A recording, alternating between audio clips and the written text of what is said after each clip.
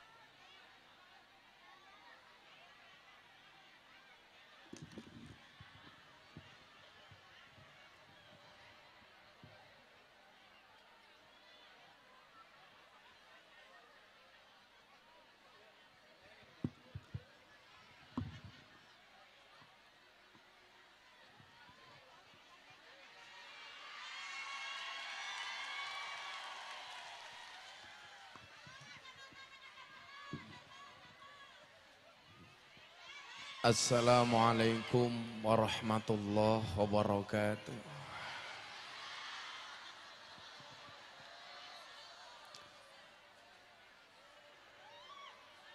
Alhamdulillahil qail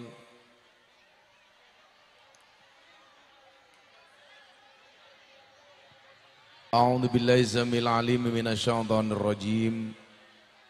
Bismillahirrahmanirrahim. Wa wassaynal insana biwalidayhi ihsana hamalathu ummuhu kurhan wa wada'tuhu kurhan wa hamluhu wa bisaluhu salasuna syahran. Allahumma salli wa sallim wa barik ala hadan nabiyil karim sayyidina wa maulana Muhammadin wa ala alihi wa ashabil mujahidin at-tahirin. Rabbi israh li sadri wa yassir li amri wahlul 'uqdatam min lisani yafqahu qawli, amma ba'du. Hadratul muhtaramin, para masyayikh, para kiai, para alim, tokoh agama, tokoh masyarakat, para sepuh bini sepuh ingkang kinabekten, para pejabat yang berkenan hadir yang saya hormati, Sohibul Bait dan segenap panitia penyelenggara pengajian dalam rangka Walimatul Hamli, yang mudah-mudahan Allah jaga ibu dan anak dalam kandungannya. Bapak Ibu, warga masyarakat Pemalang, jamaah Ngisor Wit Pelem rahimakumullah. Pengajian paling nekat sedunia. Beli kacang di pasar Minggu. Ada gajah minumnya susu. Hei orang Pemalang, priwe kabarmu? Izinkan Gus Miftah mengucapkan I love you.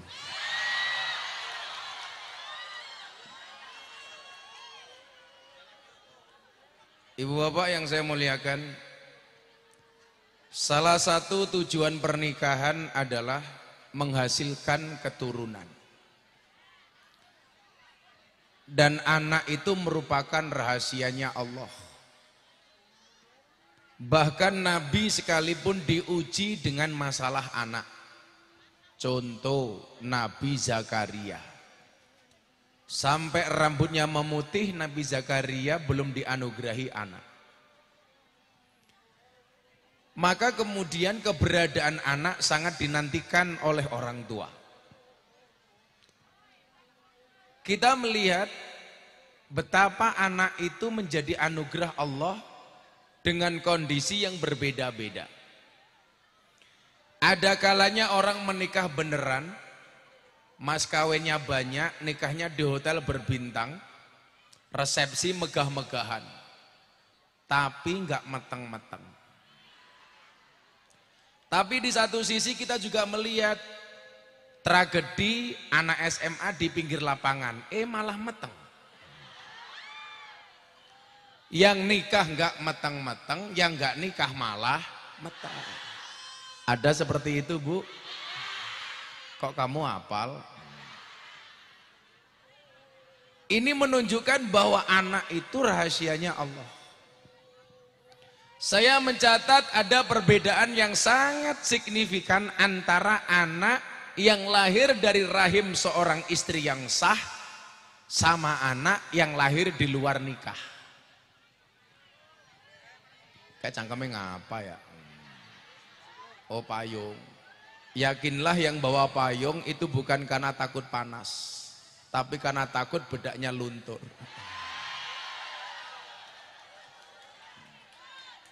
Terutama yang alisnya kayak galengan. Apa perbedaan yang ada antara anak yang lahir di dalam nikah yang sah sama di luar nikah? Bu, coba Anda perhatikan. Mungkin Anda selama ini lihat tapi nggak nyadar. Anak yang hamil di luar nikah itu malah semuanya dibuat mudah sama Allah. Seolah-olah ibunya nggak merasakan sakit. Melahirkannya juga kadang-kadang biasa-biasa saja. Makanya banyak orang yang kemudian lahir di luar nikah kadang-kadang di kebun saja tanpa dibantu mantri, tanpa dibantu dokter, tahu-tahu keluar sendiri, betul? Di kamar mandi loh sambil bersin, hajing keluar. Sementara kalau anak yang lahir dengan menikah yang sah biasanya dibuat oleh Allah apa? Wahnan ala wahnin. Semakin tambah usia kehamilannya akan semakin lemah.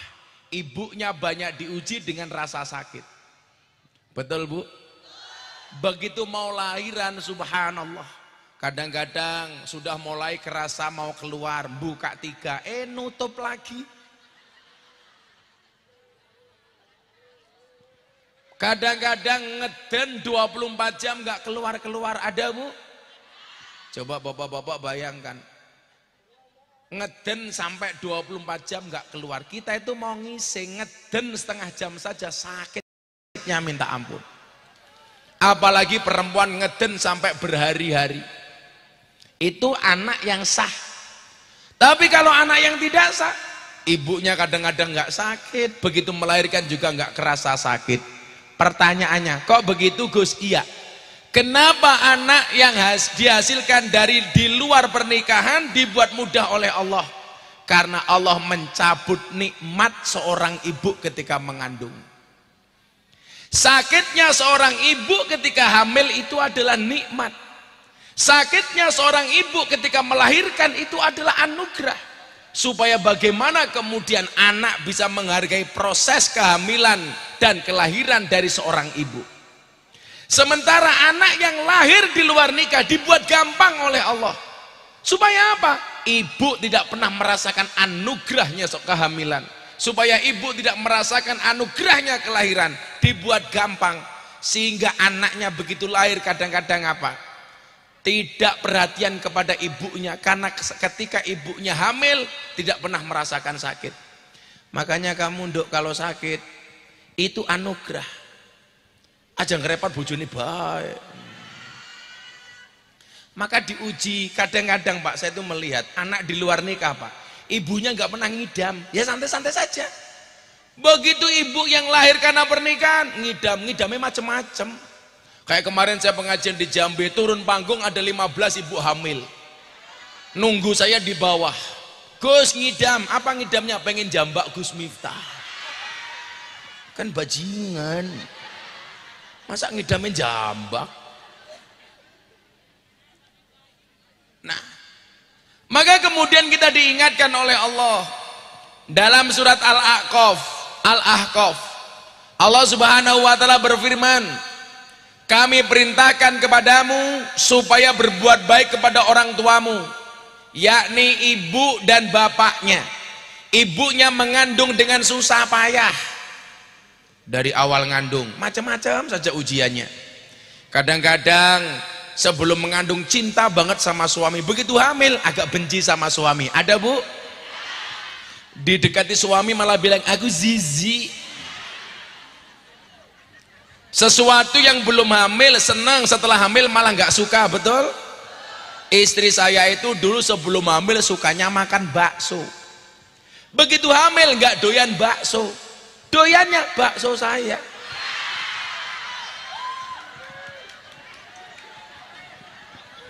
Karena aku jadi ingin pentol. Apa? Ya pentol inyong mini ireng. Cah cilik melu guyu ora paham.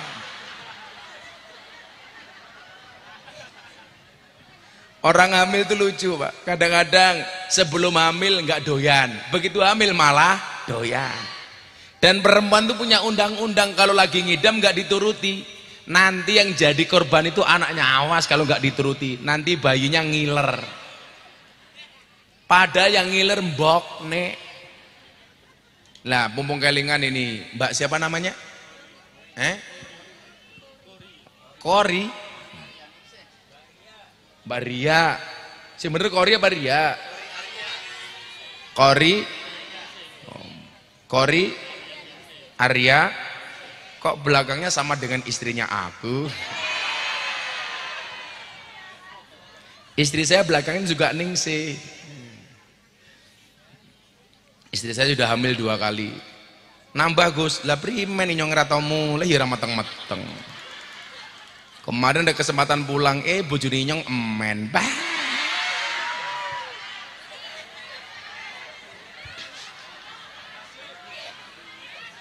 Nasib yang nganggur ya. Kalau bojone meteng oleh kan oleh apa-apa, bojone meteng kelan-kelan baik. Ibu bapak, bagaimana menyikapi ngidam? Kue ngidammu apa nduk? Bagus. Ngidam itu boleh, tapi kalau sudah berlebih-lebihan itu menjadi nafsu dan hukumnya haram.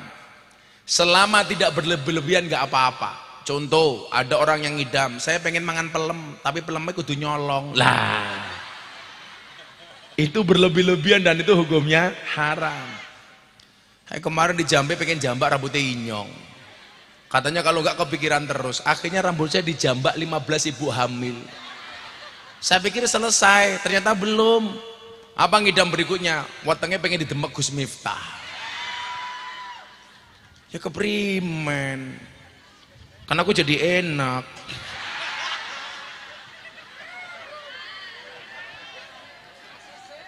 Jangankan kok ngidam yang berlebih-lebihan Pak. Makan minum itu hukumnya mubah.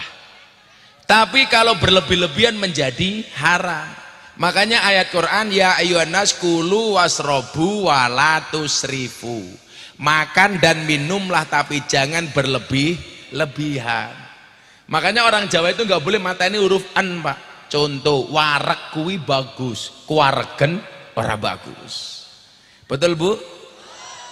Kencot kuwi bagus, kekencotan ora bagus.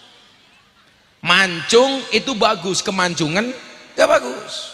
Pesek itu bagus, kepeseken ora bagus. Merongos kia bagus, kemerongosen.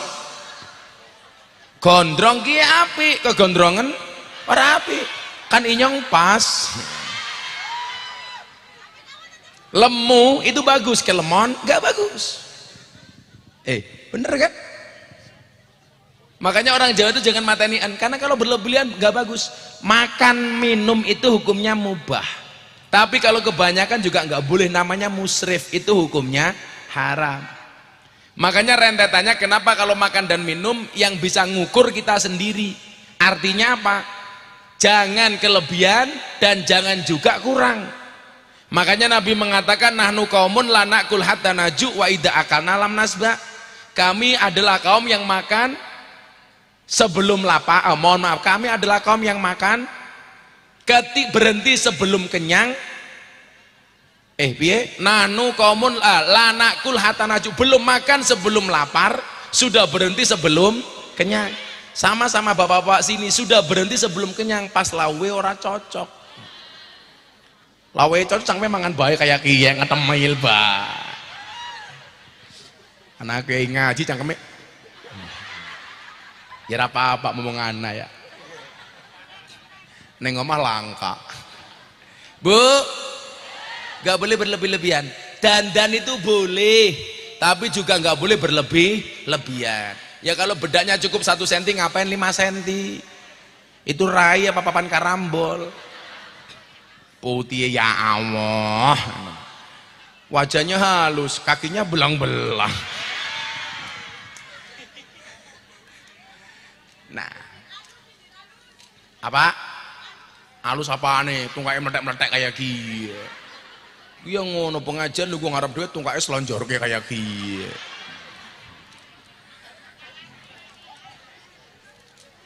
Saya kasih beberapa keistimewaan orang hamil, Mbak Arya, Mbak Kori itu artinya pembaca. Pembaca WA suaminya. Kamu bisa buka HP suamimu enggak? Kamu bisa buka HP istrimu enggak? Keren.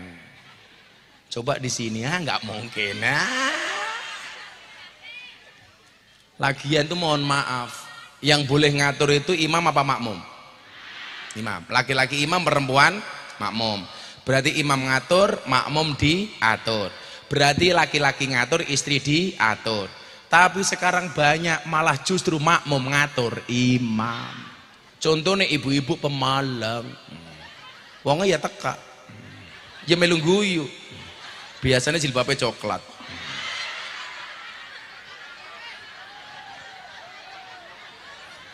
Makmum malah ngatur imam kebrimen.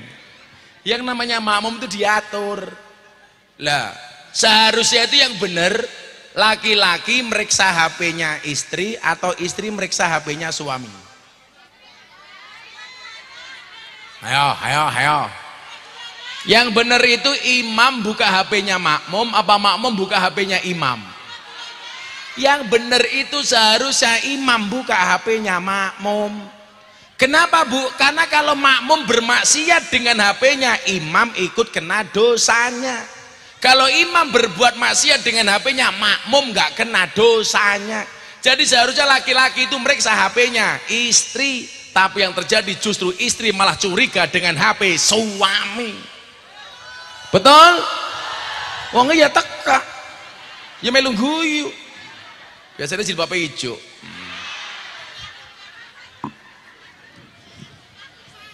Kalau saya dari awal, Pak, saya berkomitmen sama istri saling percaya, nggak usah saling buka.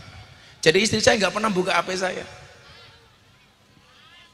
Lu aman matane aman. Kan saya juga nggak neko-neko, emangnya kamu di kamar sama suaminya, laki-lakinya chatting sama siapa, istrinya chatting sama siapa? Iya. Saya juga pernah punya teman jamaah janda, usianya 60 tahun. Jam 12 malam bikin status WA. Ada nggak yang mau jadi imamku? Wah. Saya komentari, ada mbah, sinten Gus? Israel. Wis tua golet imam. Sing gelem sapa? Ya kalau sing gelem bancer ya bancer bisa modern dikit. Kan bisa keracunan. Keracunan apa? Susu kadaluarsa.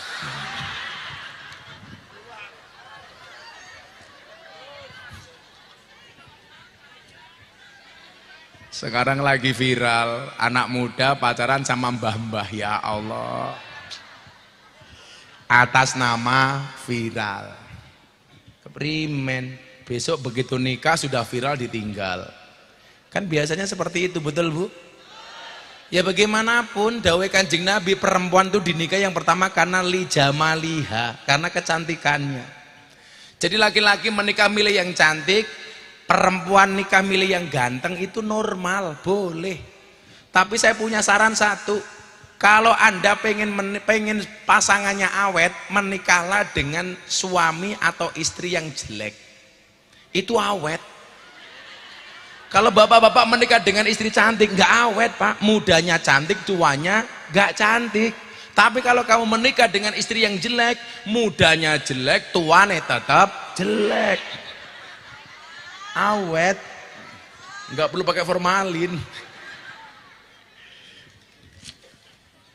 Apa keistimewaan ibu hamil?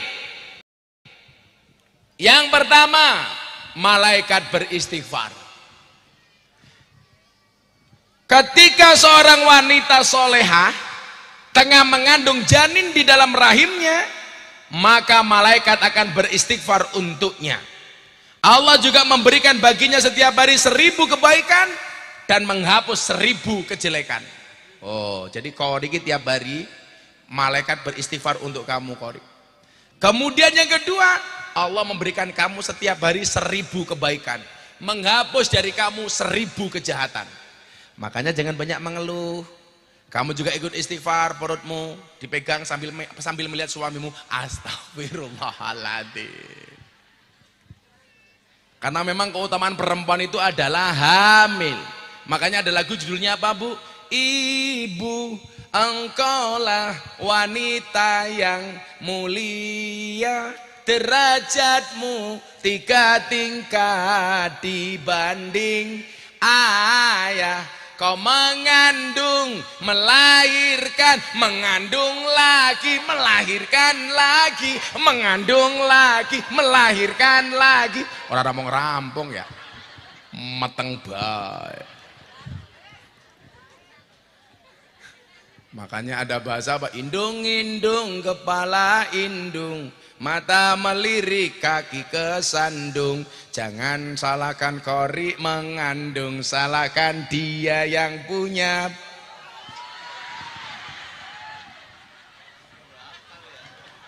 Apal temen ya? Bapaknya sampai apal ya? Iya, melu-melunya kacamata ireng, malah kayak tukang las.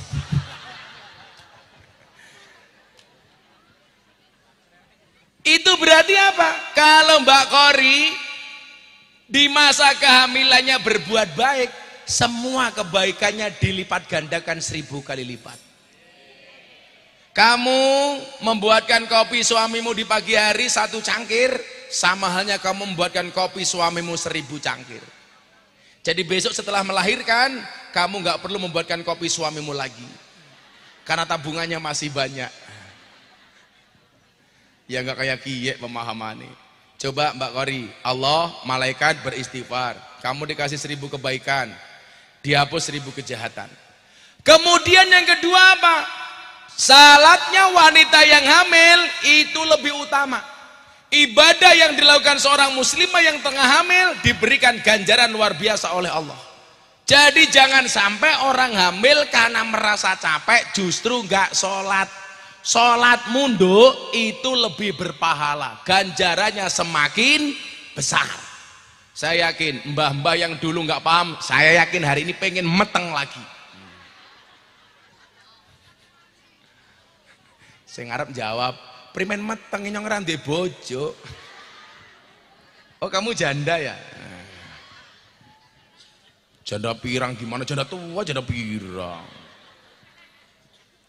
Sholatnya lebih utama. Rakaat sholatnya wanita hamil jauh lebih baik dengan 80 rakaat sholatnya wanita tidak hamil. Jadi perbandingan wanita hamil dan tidak hamil itu kali 80 rakaat. Wow, keren sekali kamu, Kori. Untung kamu ngundang saya ngaji. Walaupun murah ditawar, alasannya nazar. Saya itu repot, ada anak mau khitan mau sunat, syaratnya diundangkan Gus Miftah. Kalau Gus Miftah nggak mau sunat, kan celaka Pak.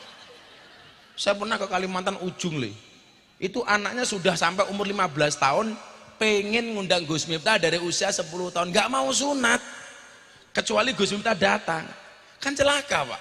Akhirnya saya datang ke sana, saya bilang, kamu kalau pengen sunatnya bagus ikut saran saya. Gimana Kiai? Sunatnya di Jepara. Emang kenapa? Nanti bentuknya bagus, ukir-ukiran, tak bilang.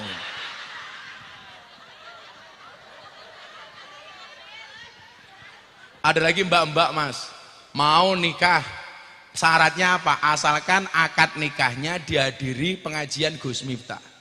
Saya nggak datang ya nggak nikah, kan celaka.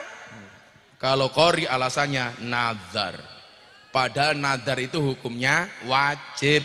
Kalau nggak dilaksanakan dosa. Yang nazar kamu kenapa yang repot saya? Ya Allah, saya tak tunda itu karena harusnya kan minggu yang lalu ya, tanggal 11, tapi waktu itu saya diundang sama presiden. Jadi yang undang saya presiden hari ini Mbak Qori, berarti Mbak Qori sekelas presiden. Cuman bedanya kalau presiden amplopnya banyak, kalau di sini murah ditawar, ya karena nadar. Ya keprimen, sing gawe sing lanang sing repot inyong, karena aku nggak merasakan enaknya.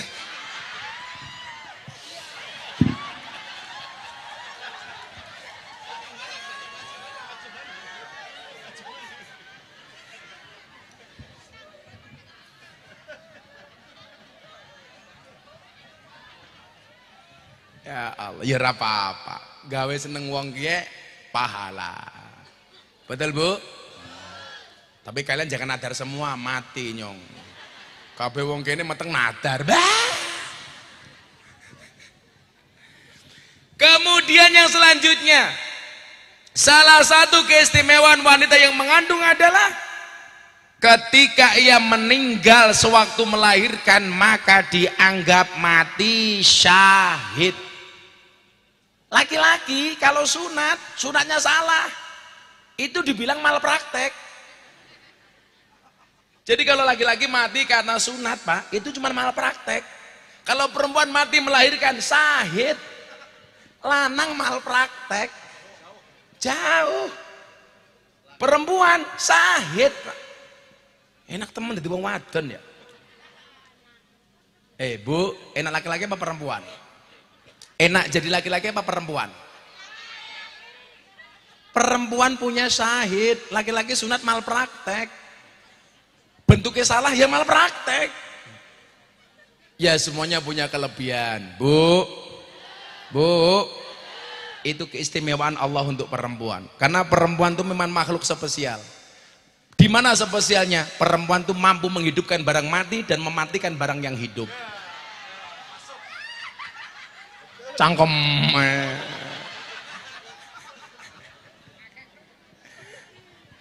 Udah nikah belum? Belum kok melu guyu iki apa? Kamu segera menikah supaya tahu. Mematikan barang hidup dan menghidupkan barang yang mati. Tapi perempuan hamil itu adalah tanda-tanda bahwa perempuan memang jauh lebih kuat dibandingkan laki-laki. Makanya nanti akan saya kasih tahu kenapa kok dibilang syahid. Ibu bapak rahimakumullah. Satu saat Sayyidina Ali ditanya, bisa nggak seorang anak membalas kebaikan orang tuanya, membalas kebaikan ibunya? Apa jawaban Sayyidina Ali? Ketika seorang anak berbuat baik 24 jam seumur hidupnya, itu tidak mampu membalas jasa seorang ibu ketika melahirkannya. Coba dilihat, 24 jam sehari seumur hidup, itu tidak mampu membalas kebaikan seorang ibu ketika melahirkan. Makanya perempuan itu istimewa. Ketika melahirkan, meninggal, syahid. Kok yang mati anaknya, anaknya akan menjadi penuntun ibunya masuk surganya Allah. Amin. Istimewanya perempuan. Ibu, al-jannatu tahta aqdamil ummahat. Surga itu terletak di bawah kaki ibu. Pertanyaan saya, itu dalilnya anak apa dalilnya ibu? Ayo, ragu kan mau jawab? Surga itu terletak di bawah kaki ibu. Itu dalilnya anak apa dalilnya ibu? Anak apa ibu? Anak saya tanya, Abah, kenapa surga anak terletak di bawah kaki ibu? Saya jawab, iya nak, surga anak itu terletak di bawah kaki ibu. Kenapa? Karena kalau di antara dua kaki ibu, surganya bapak. Iya. Kamu belum paham.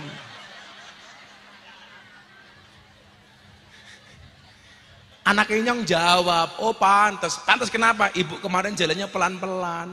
Emang kenapa? Takut surganya rusak. Jadi pemahamannya ngeten loh Bapak Ibu.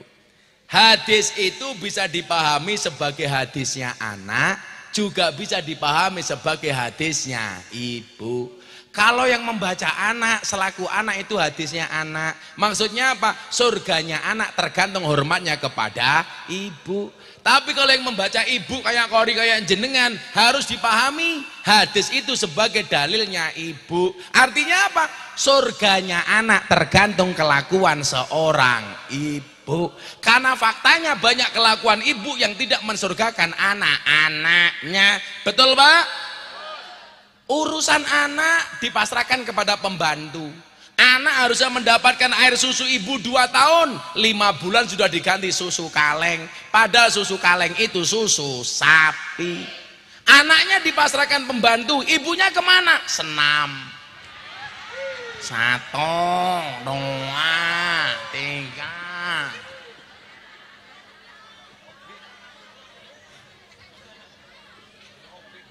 Apa? Obik. Apa kayak obik? Oh aerobik. Lalu lucunya wong wadon saiki Pak, anaknya ditinggal, emboknya senam, sing senam wong wadon, pelatihnya golek lanangan, bajingan. Yo rapas. Kadang-kadang cari pelatihnya gak banci-banci.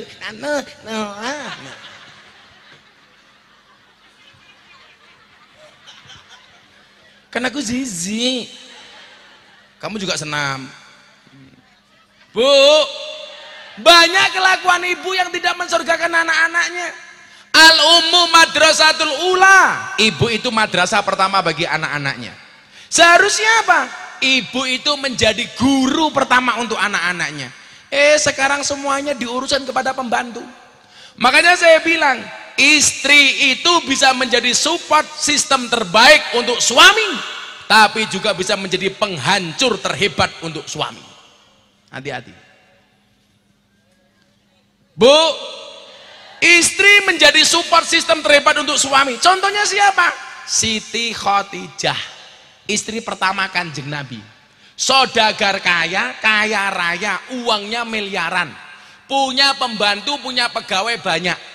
Tapi di saat Kanjeng Nabi tahanus di Gua Hira, yang masak Siti Khadijah sendiri, yang mengantarkan makanan Siti Khadijah sendiri, yang masak Siti Khadijah bukan pembantunya, yang ngantar ke gunung Siti Khadijah bukan pembantunya, padahal saudagar kaya raya. Itu Siti Khadijah Bu, masak sendiri, padahal uangnya miliaran. Sekarang kok istri punya penghasilan sedikit, malah banyak yang berani dengan suami. Itulah alasan kenapa Gus Miftah melarang istrinya bekerja. Istri saya nggak boleh bekerja Bu. Kenapa istri saya nggak boleh bekerja? Karena saya meyakini perempuan itu dinafkahi tiap hari saja masih berani dengan suaminya, apalagi duwe penghasilan dewek. Wongnya ya teka, dia tepuk tangan, jilbabnya ireng.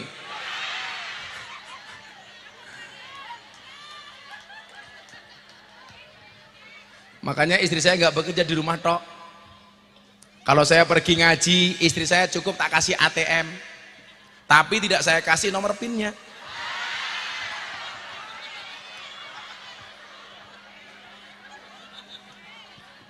Saya itu beruntung, Pak. Istri saya nggak pernah nge-mall kecuali sama saya di rumah, nggak pernah ke pasar kecuali sama saya. Tapi tiap hari paketan datang terus.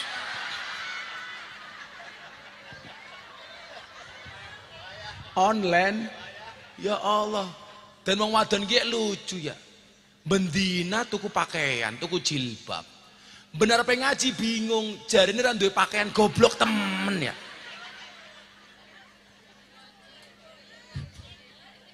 Betul Bu? Tiap hari belanja, mau berangkat bingung, mau pakai pakaian yang mana. Tapi kalau istri terpaksa bekerja boleh Gus, saya jawab boleh. Cuman satu hal Bu, walaupun penghasilanmu lebih banyak dibandingkan suami, kamu harus tahu posisimu. Namanya istri itu makmum, nggak boleh ngatur suami. Kenapa istri harus bekerja? Karena suami itu hanya titipan. Kalau tidak diambil Allah, minimal diambil mantan. Iya, kayak gitu.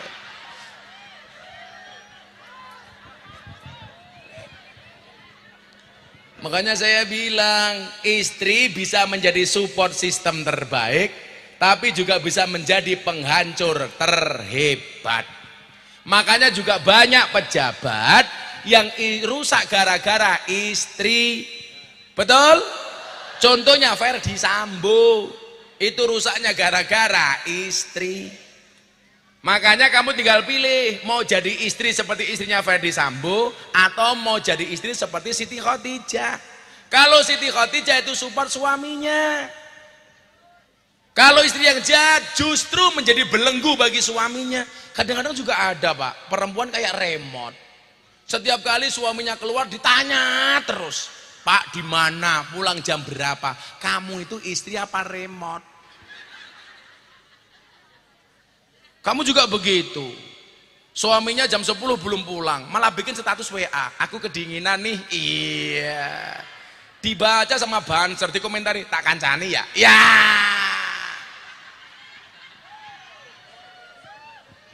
Dikomentari sama anak hadroh, WK. Iya.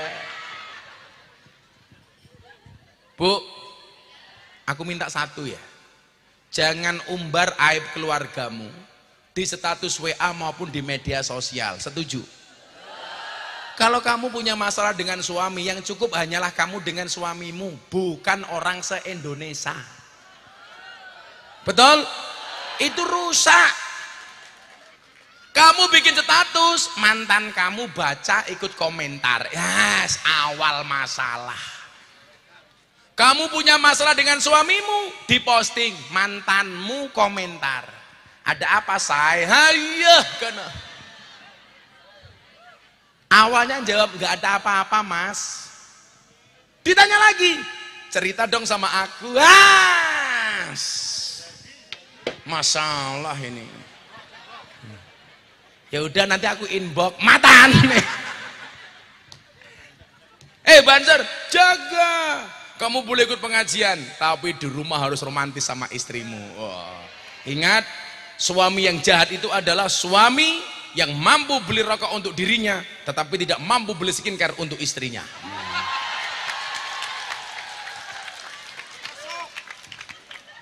Supaya Banser bila bisa beli skincare untuk istrinya, sini tak tokoki rokok, tak kayak duit gitu rokok Banser. Perwakilan satu sini, rokok untuk Banser.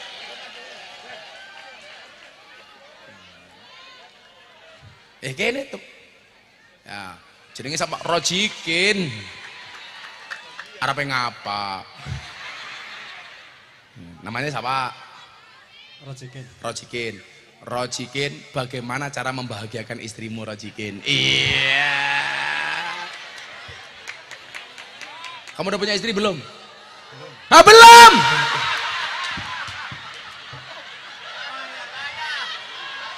Umurnya pira?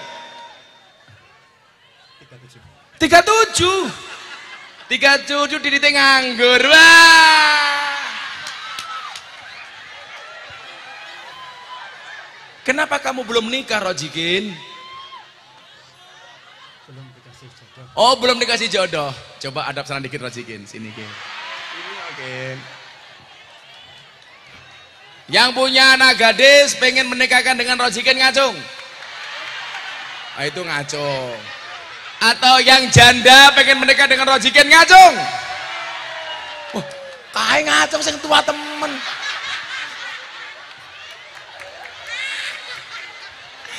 Sing jilbabe biru, Kin. Ya Allah. Ora apa-apa, Kin. Rabi karo simbae terima warisan, Kin. Yang terima warisan dia bukan kamu. Karena kamu mati duluan. Kan kamu bisa keracunan. Susu kadaluarsa, Kin.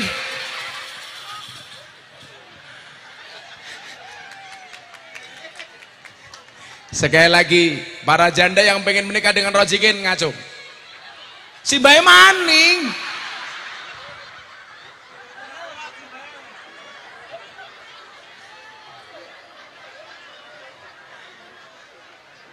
Masa kamu ganteng gak punya istri? Santai, Kin. Cinta ditolak, sarkem masih buka. Kita doakan Rojikin segera menikah. Amin. Dengan janda anak 15. Amin. Nah, tak kasih uang untuk beli rokok Banser. Apa, Bu? Orangnya ngoni cerewet. Inyong bae amplopnya sangka kari ora jelas. Ya keprimen nadar. Angel temen ya.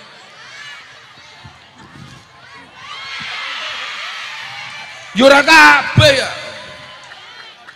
Saya tuh kalau ngaji itu biasanya saya bawa amplop banyak. Kalau ketemu kiai di jalan, kiai-kiai sepuh itu pun saya amplopi. Udah beli rokok teman-teman ya.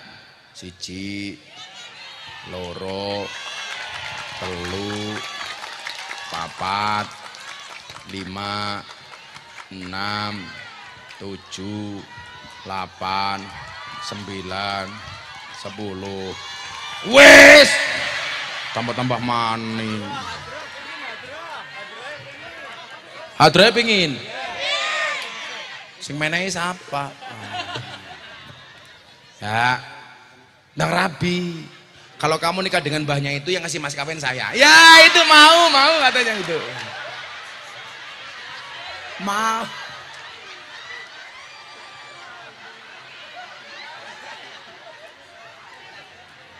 Baik, oke katanya. Kamu mau nggak sama dia, Kin? Mau ya. Ya udah, terus selawat dulu. Makasih, Kin ya. Semoga segera menikah, Kin. Amin. Amin, amin. Apa? Kamu juga minta uang? Sorry, kalau sama cewek saya nggak pernah mau ngasih uang. Maunya ngasih nafkah. Iya. Matane. Yaudah yuk, selawat yuk. Lontong tahu, bisa nggak? Iwa bandeng, iwa sepat, Mas Wildan gandeng, muga-muga bojone papat. Sallu ala Nabi Muhammad.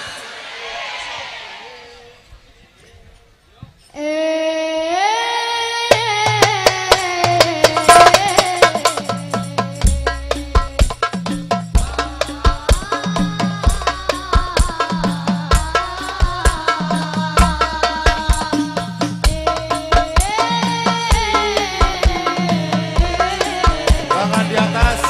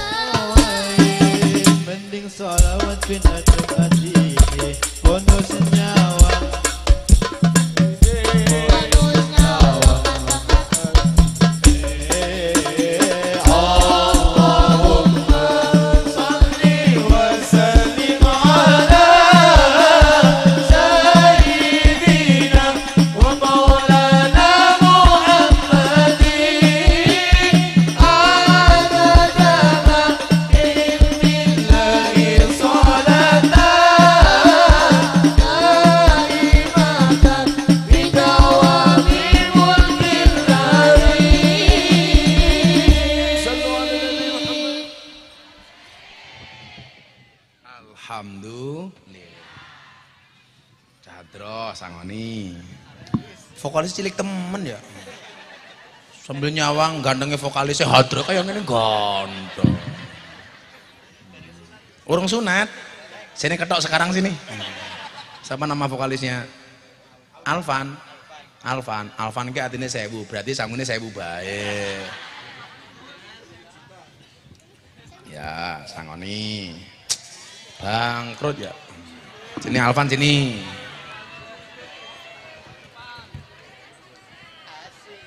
Duduk. Ngapain ke sini?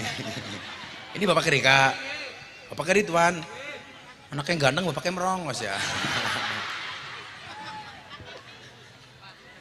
Ya udah bagi sama teman-teman ya. Untuk beli apa? Jajan. Kalau punya uang di celengnya apa ditabung? Tabung. Kan ada bayi tabung, nggak ada bayi celeng ya. Alvan cita-citanya pengen jadi apa? Kiai. Kiai ini idolanya siapa? Gus Miftah. Mentang-mentang nyekel duit Gus Miftah. Ya udah. 1 itu untuk Adro ya. 1, 2, 3, 4, 5, 6, 7, 8, 9, 10. Ini untuk Adro. Nah, ini untuk kamu 200 sendiri. Cah cilik pinter golek duit. Jangan sampai uangmu diminta sama Ridwan ya. Kalau disimpan sama Ridwan nggak akan kembali lagi. Kamu dapat kasus penipuan investasi bodong. Tersangkanya Ridwan. Semoga kamu besok gede pinter cari duit kayak Gus Miftah. Soleh, istrinya cantik, gemuk, 5. Ya dibagi sama teman-teman ya. Siapa jenenge? Siapa jenenge? Oh, Gus Miftah sugih Kiai ini Prabowo ya. Kamu minta anak kecilnya 1. Apa maning? Wis kayak duit jeluk maning. Balik ke duitnya. Arep salimnya kelupel. Aku zizi.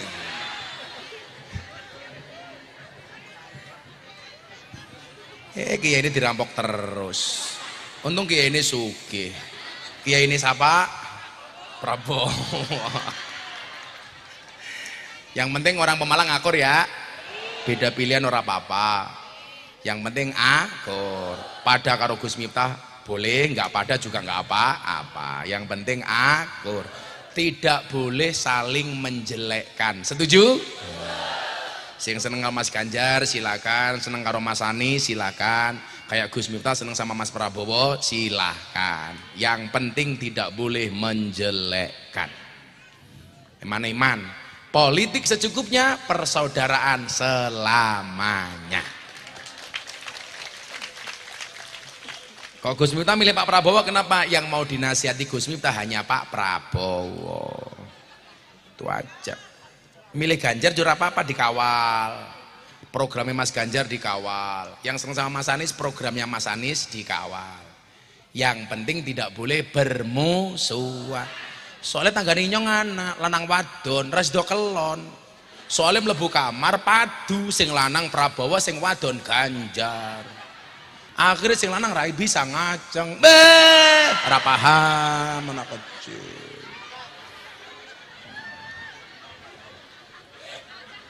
Pokoknya harus akur. Tiga-tiganya orang baik. Besok yang jadi sudah ditentukan oleh Allah di Lauhil Mahfuz. Biasa baik. Sok anak-anak mawadon. Jaler. Rencana jenenge siapa? Alvan. Jangan. Senengane golek duit Alvan. Sing apik ya Miftah. Masak jenenge Ridwan. Penjaga ya lumayan loh. Malaikat Ridwan cita-cita menjadi penjaga neraka, penjaga surga. Faktanya menjadi penjaga kiai. Ya. Anaknya ganteng, bapaknya ompong.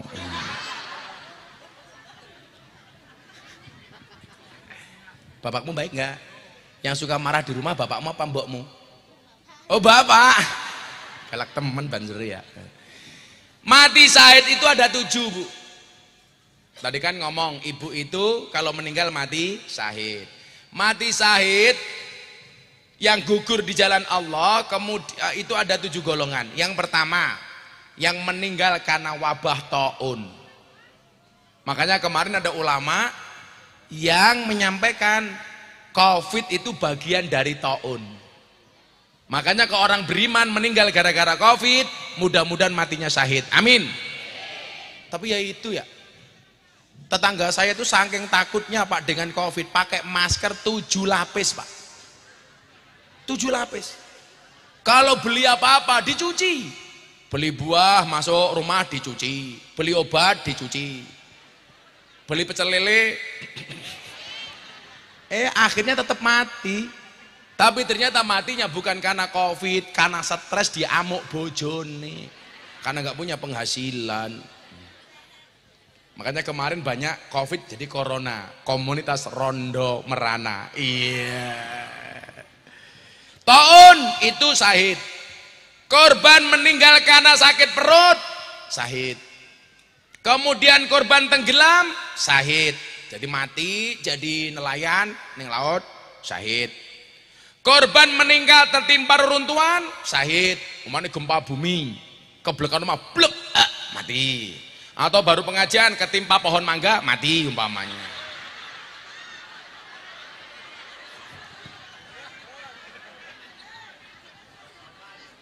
Lu ora apa-apa. Ora apa-apa, kan syahid.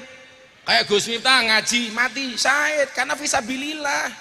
Matinya fisabilillah, man kharaja fi talabil ilmi fa huwa fisabilillah. Barang siapa keluar mencari ilmu, dia matinya fisabilillah. Maka kalau di sini tahu-tahu malaikat datang, ora apa-apa, diumumkan di masjid, innalillahi wa inna ilaihi rajiun. Telah meninggal dengan tenang saudara Ridwan umpamanya.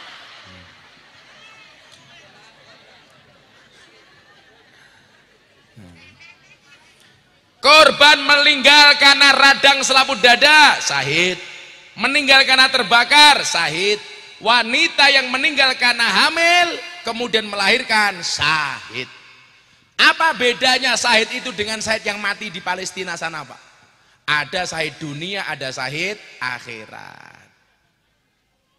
Ada syahid dunia, ada syahid akhirat. Jadi kalau syahid dunia sama syahid akhirat itu beda. Kalau syahid yang dimaksud dengan syahid dunia itu matinya nggak perlu dimandikan. Tapi kalau syahid akhirat kayak ibu melahirkan itu dimandikan. Anda ketimpa pohon pelem mati dimandikan. Wah, si Mbak aku mau. Hai, tua temen kayak awak kayak ya Allah calon bojone rojikin.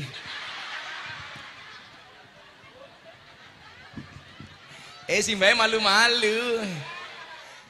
Mbah siapa ki arane sing jilbab ireng ki? Genok.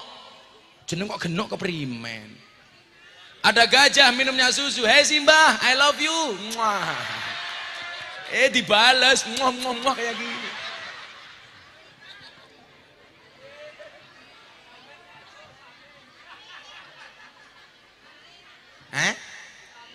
Ada gajah minumnya susu. Hei Simbah, abape mambu.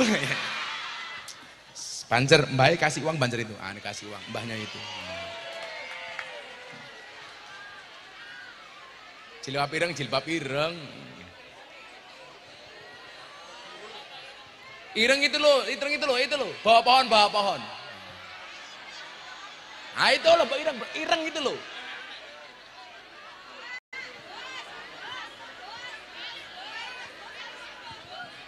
Oh, yang jilbabnya biru, kasihan tuh yang jilbabnya biru itu. Yang mbah biru itu. Nanti malah cemburu rebutan rojikin ya.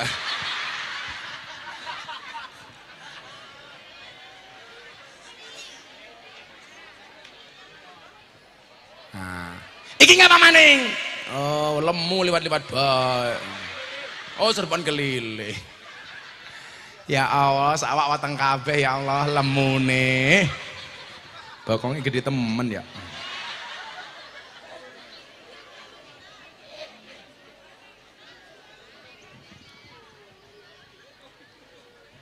Jadi derajatnya ibu yang meninggal karena melahirkan itu sama dengan laki-laki yang mati perang jihad di jalan Allah. Subhanallah, keren perempuan itu. Lanjut, kemuliaan perempuan berikutnya yang hamil. Perempuan yang sedang hamil berjihad di jalan Allah tidak hanya dilakukan seorang pria di medan perang, namun ketika seorang wanita yang mengandung mulai merasa sakit hendak melahirkan, kuwi kayak jihad, Pak. Saya itu dari dulu punya keinginan anak saya lahir kalau bisa saya nggak lihat karena saya nggak kuat lihat darah, dan ternyata dikabulkan, Bu. Anak saya pertama lahir pas saya kerja di Jakarta. Waktu itu tahun 2005. Anak saya kedua yang lahir tahun 2015 pas saya haji. Karena saya nggak tahan lihat darah. Saya ngadani siapa? Bapak Inyong. Inyong wani gawe, ramane ndeleng getih kayak gini ya.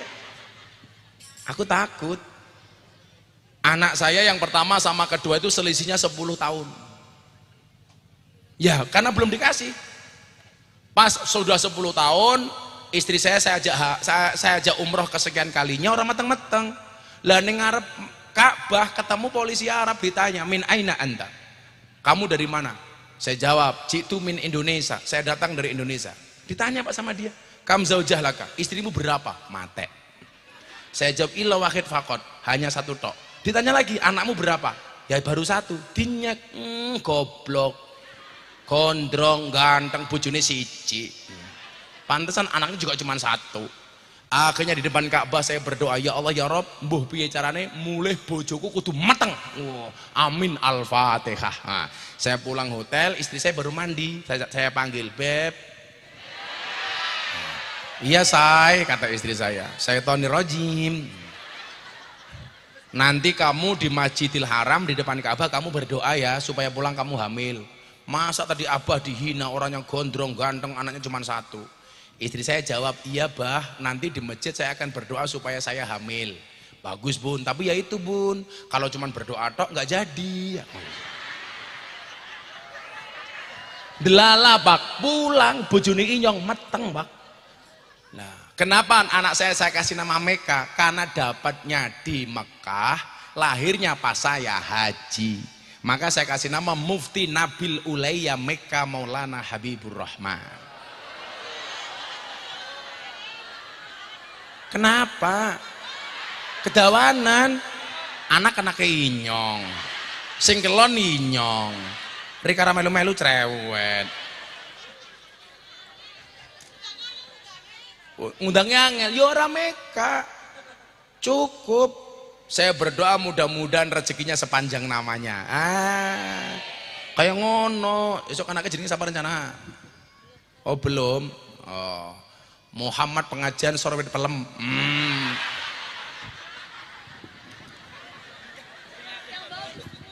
Sekarang orang bikin nama sukanya singkat-singkatan pak. Kayak kancane inyong, Gunung Kidul. Anaknya dijenengi Agnes. Saya bilang, apa kamu ngefans sama Agnes Monica? Enggak Gus. Terus saya itu punya sejarah. Istri saya sudah pasang spiral karena anak saya sudah banyak supaya tidak hamil lagi. Sudah pasang spiral tetap meteng. Saya tanya, lah apa hubungannya spiral sama meteng? Anak saya Agnes itu ada singkatannya Gus. Kepanjangannya apa? Agnes anak gunung nerjang spiral.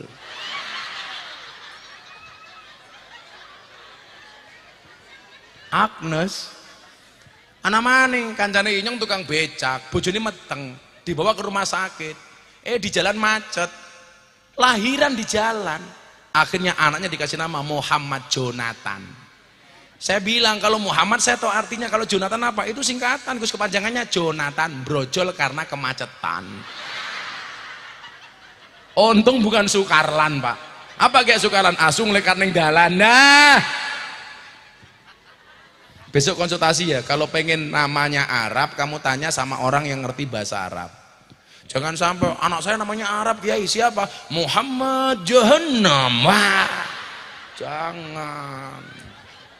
Muhammad Jahannam. Tapi ingat, jangan dikasih nama ayat Al-Quran. Al-Quran itu bagus tapi nggak boleh jadi nama anak. Saya dulu punya teman pak, nama anaknya itu Inna Fatahna Laka Fatham Mubina. Panggilannya Inna, itu nggak boleh. Kalau sampai anak itu boleh dikasih nama Al-Quran, Dok, saya pengen punya anak 7.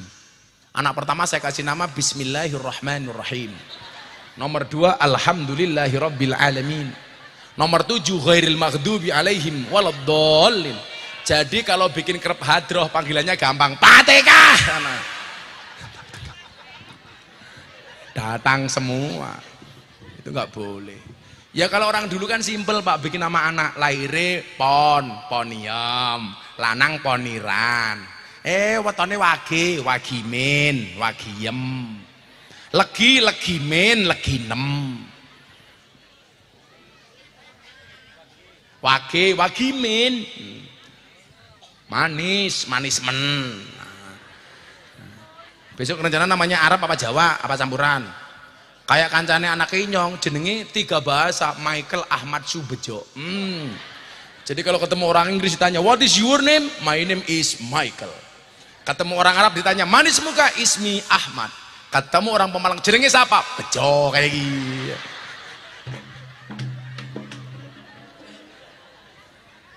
Besok kalau minta nama Gus, minta kamu WA Mas Andri, tak kasih nama.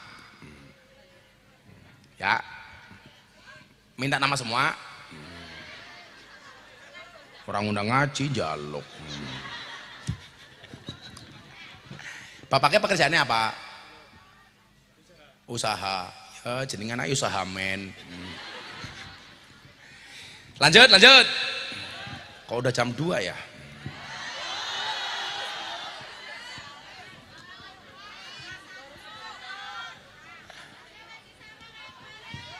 Jamnya masih sama-sama kemarin. Yang bilang beda siapa? Pokoknya kalau nama besok harus konsultasi.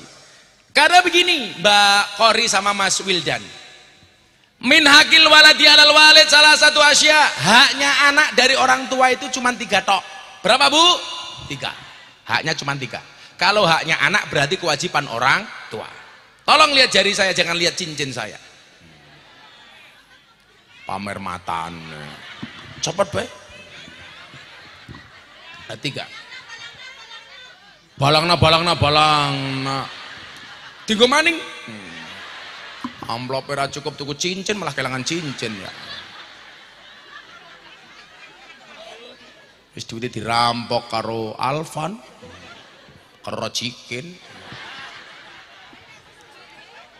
Kita doakan Rojikin menikah dengan dua nenek tadi itu ya. Rojikin kok hilang ya? Cie Rojikin malu-malu cie. Santai Rojikin, tidak ada rotan akar pun jadi. Maka pesan saya sama Rojikin satu. Rojikin, cintamu boleh kandas tapi karirmu harus jelas. Karena karir yang jelas akan mengundang cinta yang berkelas. Iya. Semoga Rojikin berkelas dengan dia.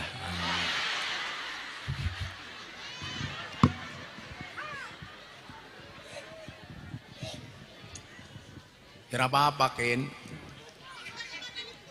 Apa? Kacamatanya buka. Sorry. Emangnya aku cowok apaan? Aku buka kacamata, janda pingsan. Wow, kayak gitu. Kok kamu nafsu banget sama aku? Dasar cewek gemuk. Sawak bokong kabeh.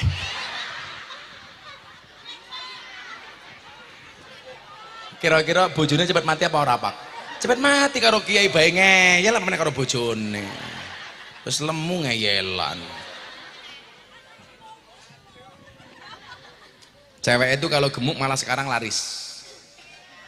Ya, kenapa cewek gemuk laris dibandingkan cewek seksi? Karena cewek seksi hanya fokus kepada penampilan, tidak pernah fokus kepada perasaan. Iya. Au. Keuntungan punya istri gemuk, tidak butuh spring bed.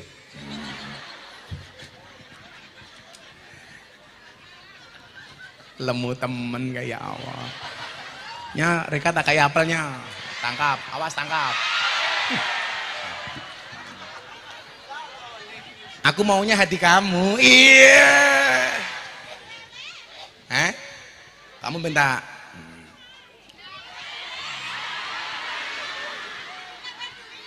Rojikin bilang sama mbahnya, Mbah, kamu bedanya jeruk sama kamu bedanya apa, Mbah? Ngono.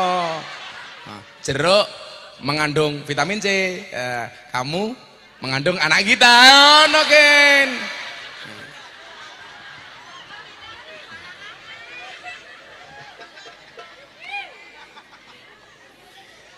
Yang kedua, yang pertama ngasih nama anak yang bagus. Yang kedua, wa yu'allimahul kitaba idza aqala.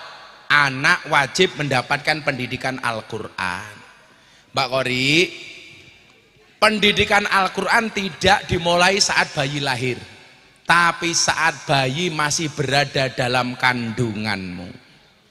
Maka kalau bisa Mbak Kori, tolong khatamkan Al-Qur'an sebanyak-banyaknya. Gunakan lisanmu untuk membaca Al-Qur'an daripada harus ngerasani sesama tetanggamu. Wis meteng rasan-rasan. Inyong-inyong undang Gus Miftah. Wongnya ganteng. Rambutnya gondrong. Umpamane duitnya oke. Iya kayak ini Prabowo. Daripada ngerasani mending membaca Quran. Gus, apakah yang dibacanya surat Yusuf? Alah kok cuman Yusuf tok. Al-Quran khatamkan. Bila perlu besok nduk, seminggu sebelum kamu HPL, ngundang hafid Quran semaan Quran di rumah. Sehari selesai.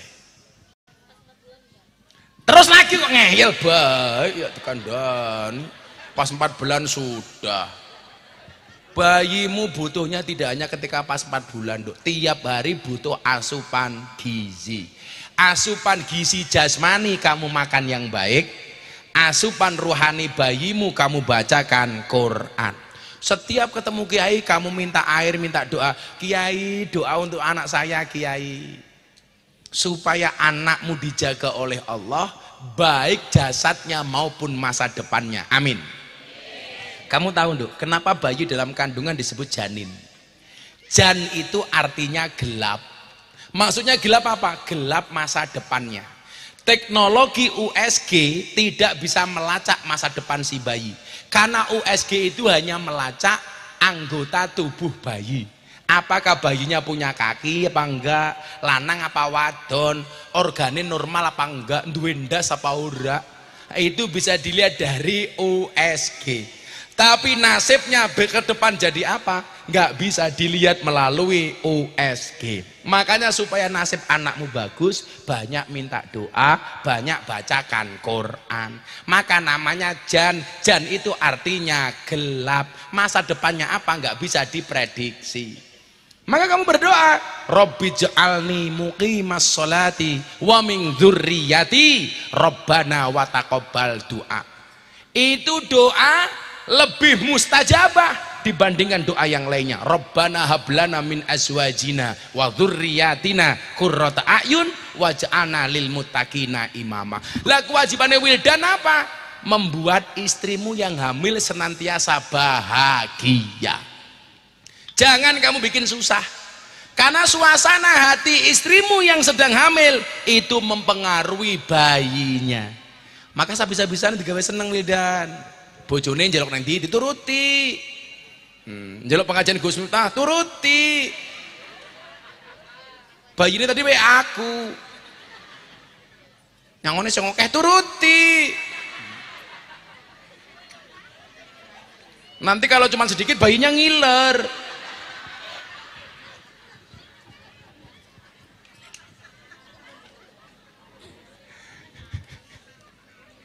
Sangkem. Bu, kesalahan kita itu satu, seolah-olah apa? Bayi itu mendapatkan pendidikan Al-Quran mulai dia lahir. Enggak, mulai dalam kandungan sudah membutuhkan asupan ayat suci Al-Quran. Sehingga begitu lahir, dia sudah enggak kaget nanti diadani karena sudah terbiasa mendengar kalimah thayyibah. Ingat wildan, diadani bukan takbiran. Neng TikTok anaknya lahir, bojone kang adan malah takbiran. Allahu Akbar, Allahu Akbar, Allah. Lah keprimen kon adan malah takbiran. Makanya mungkin Ridwan dulu amalannya bagus, anaknya jadi vokalis hadroh. Padahal bapaknya suaranya elek. Kamu tahu kenapa Alvan suaranya bagus? Karena dulu ketika ibunya Alvan mengandung, si Ridwan rajin kirim mic.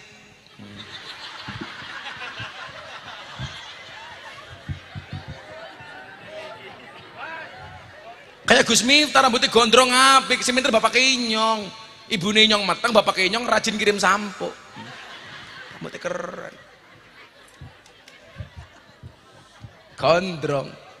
Al-Quran. Besok kalau mau diakikah nunggu 7 hari, nggak usah tetangga-tetangga ngumpul malah main remi. Kadang-kadang nunggu akikah tetangganya datang malah gaple, malah remi. Betul Bu? Alasannya jogo apa? Nengke macam-macam. Nggak usah. Kalau nunggu diakikah mendingan tiap malam diujangkan anak-anak hadroh suruh berjanji. Jadi anakmu terjaga dengan sholawat. No, besok anakmu itu kamu didik dengan 3 hal. ASI, A-nya akidah, S-nya syariah, I-nya ibadah. Akidah, bayi lahir diadani. Akidahnya terjaga. Setiap kali mau makan dijaga. Kamu mau dulang anakmu mau nyusui, diajak berdoa, Allahumma barik lana fima rozaktana wakina adzabannar. Dia belum bisa menirukan, tetapi telinganya merekam. Anaknya pipis, kamu ceboi, sehingga semakin besar dia hafal bahwa kalau kencing harus cebok. Orang kayak bapak nih, malah sangune ilmu tutul ke tembok. Kalau rojikin sangune obat, diobat abet kayak gini.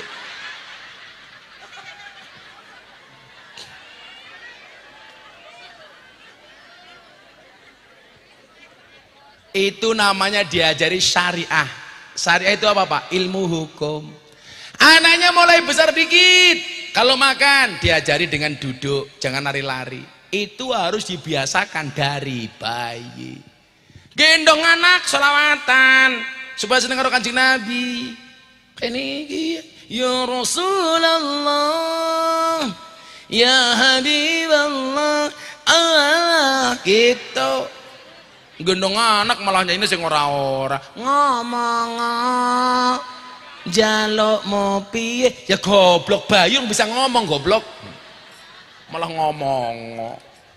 Kancane nyong Betawi gendong anak Pak malah nyanyi lagu Betawi. Nyok kita nonton ondel-ondel nyok lah keprimen. Sholawati gendong khombiri khombiri khombiri gitu malah nyanyi taman juruk sing gendong Wildan Bito Maning neng stasiun balapan kota Solo sing dadi kenangan kowe kaya asu lah keprimen. Jangan. Sholawati. Jadi mendidik generasi seperti itu. Kenapa perempuan itu lebih mulia dibandingkan laki-laki Mas? Karena mendidik seorang laki-laki itu hanya mendidik seorang saja. Tetapi mendidik seorang ibu berarti mendidik sebuah generasi. Karena mendidik generasi itu berangkat dari ibu yang baik. Maka banyak sejarah mencatat suaminya kiai, istrinya nakal, anaknya nggak bagus. Tapi suaminya biasa, ibunya baik, anaknya bagus. Suaminya nabi, istrinya nggak bagus, anaknya juga nggak bagus. Contoh Nabi Nuh, istrinya yang kedua nggak bagus, melahirkan Kan'an. Kan'an melawan bapaknya sendiri, padahal seorang nabi. Makanya pantaskanlah Mas Wildan, pantaskanlah Mbak Kori, maka anaknya akan menjadi anak yang pantas. Caranya kayak kiye, didelok besok YouTube. Amalannya apa? Ngono Dan. Ini anak keberapa Dan? Oh, anak pertama. Kalau kamu punya suami berkumis kayak Wildan, pertahankan. Fik dia lele bukan buaya.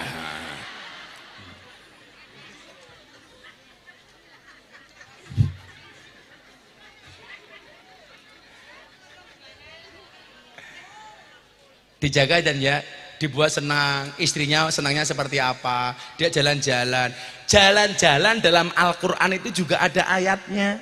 Makanya jangan di rumah terus tamasa, diajak nge-mall.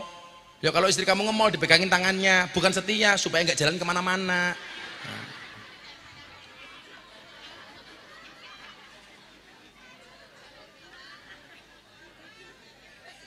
Dari kecil biasakan anaknya pakai jilbab, supaya besok terbiasa. Saya tuh kadang-kadang sedih Bu, anak Pemalang, anak Tegal, anak Brebes kerja di Hongkong. Kan saya sering ke Hongkong Pak. Dari Pemalang jilbaban, begitu nyampe Hongkong, ya Allah, ndelung sumi. Loh bener. Dari Pemalang berukut, sampai Hongkong dicopot semua. Karena mengidolakan Lisa Blackpink. Akhirnya pakai pakaian seksi kayak Lisa Blackpink. Lah Lisa Blackpink ya pakaiannya seksi pantas, bodinya bagus, kakinya mulus. Lah cewek Pemalang, kakinya belang-belang, kakinya meletek-meletek, nganggo baju kayak Lisa Blackpink. Ya jadi ini kayak Lisa Black kerupuk, ora pantes. Ya, lu gue ngarep dewek, tuh kaki meletek-meletek.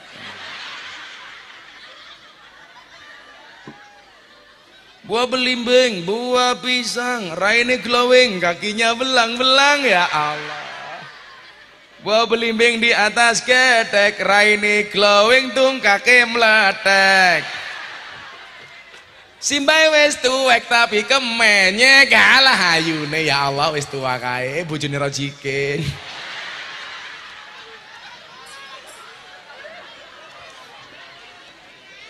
Mbah siapa jenenge sing irenge jilbabe?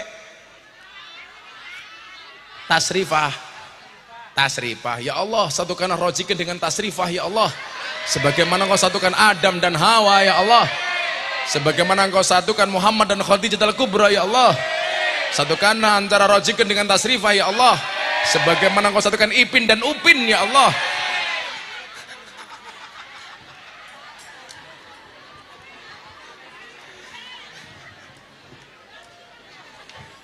Semoga Rojikin dan Tasrifah dikaruniai anak banyak ya Allah. Tasrifah hamil kembar 15 ya Allah. Tasrifah yamin.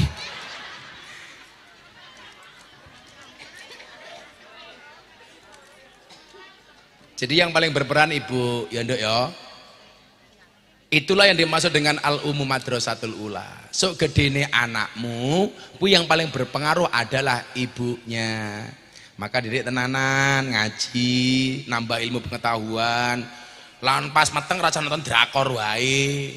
Meteng nontonnya drakor bae. Sing didelok BTS. Akhirnya kelon karo Wildan wis ora nikmat mbayangke BTS. Gak boleh. Yang terakhir, apa kewajiban orang tua? Wa yuzawijahu ida adroka. Anak segera dinikahkan kalau sudah ketemu jodohnya. Jadi menyegerakan menikah itu kewajiban orang tua kepada anak. Berarti Rojikin sing salah bapaknya. Atau mungkin dulu Rojikin sunate salah. Jadi ada payu-payu. Nama Rojikin kita tambahi STMJ, sudah tua masih jomblo.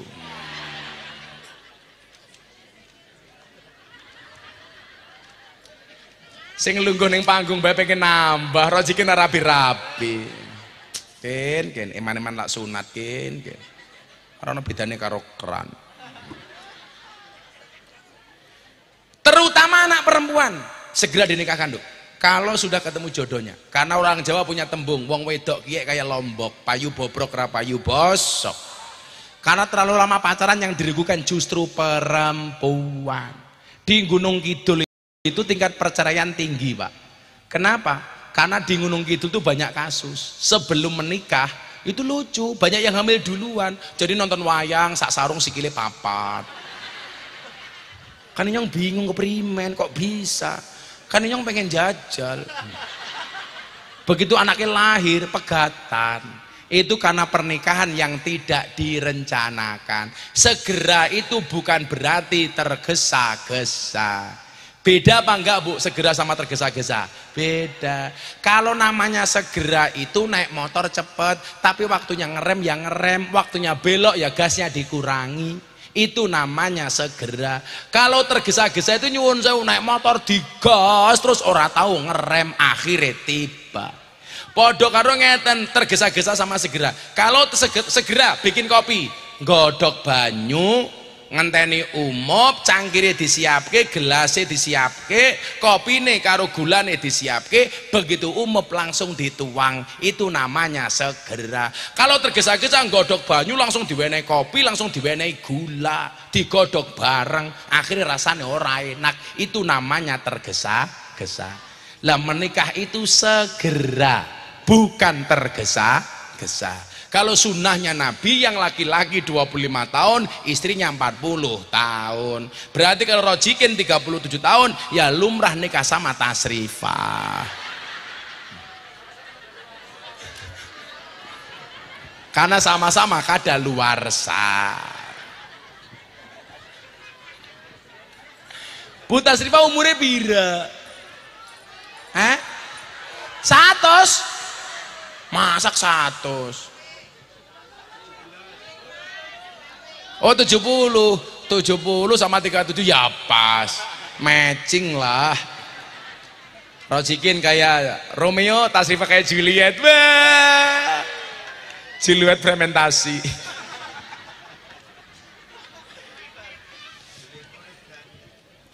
Mulai Tasrifah langsung kebayang-bayang Rojikin. Langsung Tasrifah nyanyi, rasa cinta pasti ada pada makhluk yang bernyawa. Rojikin langsung nyanyi, bila Israel datang memanggil.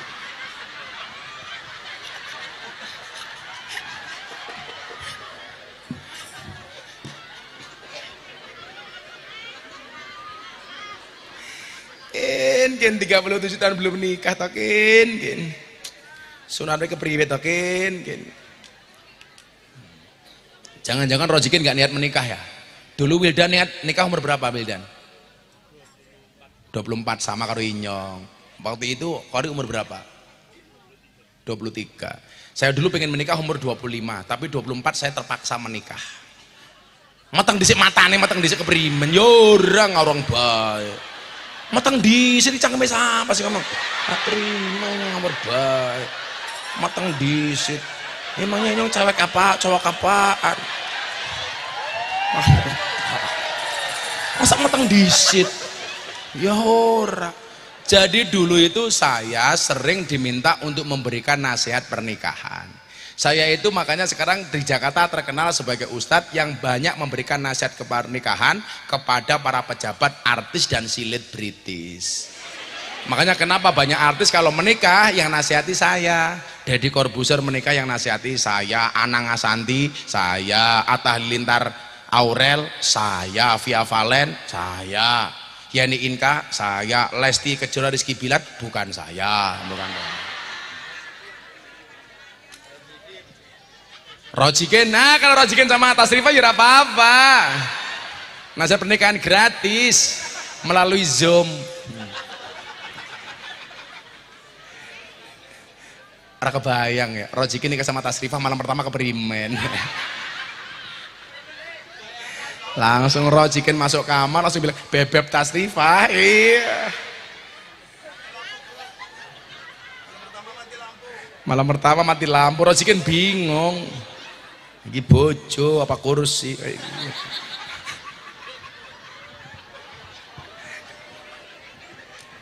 Saya dulu itu kepepet Pak, karena saya pengen 25 tahun. Lah karena saya sering ngasih nasihat pernikahan, teman-teman saya bilang, kamu itu ngasih nasihat pernikahan, belum nikah kok ngasih nasihat pernikahan. Saya bilang, di sini yang ngurus orang mati namanya apa? Lebih. Saya bilang, yura apa-apa, belum nikah ngasih nasihat pernikahan. Bukti ini mbah lebih, orang tau mati yang budal ke jenazah. Apa lebih kudu mudar diisi kan ora. Akhirnya saya menikah usia 24 tahun. Dan ternyata nikah itu enaknya cuma 10%. Yang 90% enak banget. Rojikin, kalau kamu menikahkan, insya Allah membukakan dua rezeki, dua jalan. Satu jalan rezeki, nomor dua jalan barokah goblok.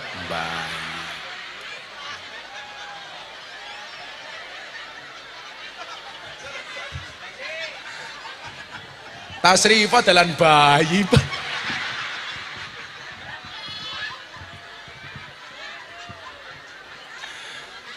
Tasrifa, muah. Tapi kalau dilihat dari responnya, kayaknya pendengaran Bu Tasrifa masih normal ya, masih bisa guyang-guyu. Ya masih pas lah sama Rojikin. Kayaknya ya senajan tua casingnya 4G ya. Ya Allah, Bapak Ibu yang saya muliakan, pengajian hari ini temanya adalah Rojikin dan Tasrifa.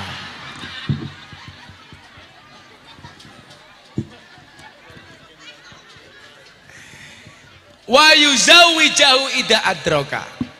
Bu, jangan biarkan anaknya lama-lama berpacaran. Karena pacaran itu yang dirugikan pasti perempuan. Jangan jadi ibu yang anaknya dipacari ikhlas tapi anaknya dinikahi tidak ikhlas. Anaknya dibawa kemana-mana, boleh pacaran, bu, anaknya tajak Borobudur, mangkat, bu, anaknya yang pantai, mangkat. Begitu dilamar, ibunya mempersulit, bu, saya sudah lama pacaran sama anaknya ibu, boleh nggak saya nikahi? Pekerjaanmu apa? Gajinya pira? Besok nikahi keprimen? Bojomu memakannya apa? Ini orang tua yang kurang ajar. Anaknya dipacari ikhlas, dinikahi wong tuane ora ikhlas. Hati-hati bu. Nek sing dipacari Tasrifa aman. Ora bakal diuntal codot. Masih guyu Tasrifa. Berarti normal dia Pak. Insyaallah. Dan dia masih malu untuk wajahnya.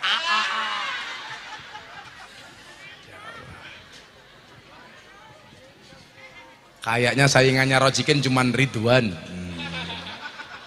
Udah Ridwan yang jilbabnya biru depan ini nggak apa-apa. Nanti nikahnya nikah massal. Sudah jam 2.